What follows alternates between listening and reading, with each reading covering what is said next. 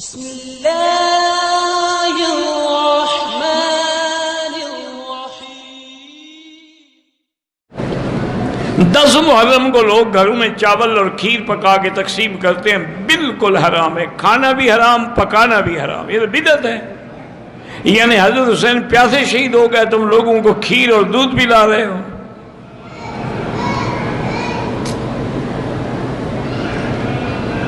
کہتے جی کہ عورتیں جو ہے 10 محرم کو امام بارگاہوں میں جا کر تعزیے میں منتیں مانتی ہیں، چاول اور پتہ نہیں کیا سونے کے کنگن وغیرہ بھی وہاں پھینکتی ہیں۔ ہاں، اس کی وجہ یہ ہے نا کہ ان کی مرادیں یا دل سے پوری ہوتی ہیں یا تعزیے سے پوری ہوتی ہیں، خدا سے تو پوری ہوتی نہیں نا۔ گھوڑے کے نیچے بھی گزرتی ہیں کہ مجھے حمل ہو جائے، اور تعزیے پر بھی جا کے پھول چڑھاتی ہیں اور سونے اور پیسے ڈالتی ہیں۔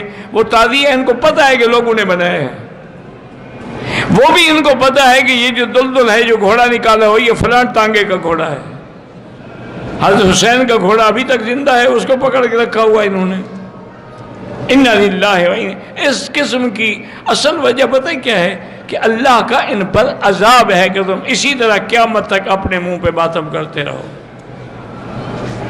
10 محرم کو دسترخوان وسیع کرنے کا کوئی حکم نہیں ہے، 10 محرم کو روزہ رکھنے کا حکم ہے۔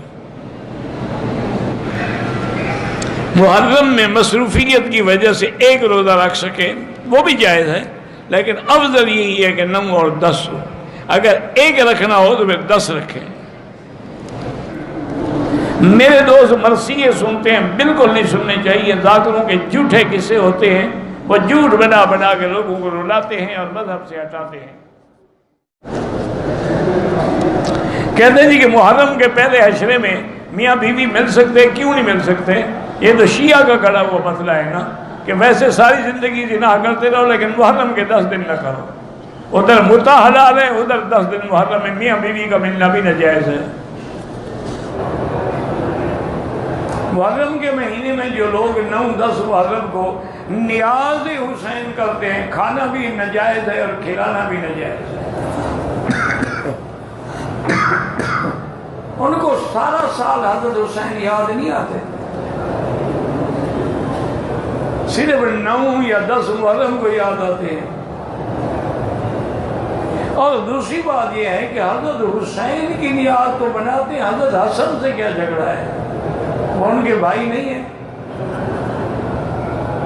کیونکہ انہوں نے حضرت معاویہ سے صلح کر لی۔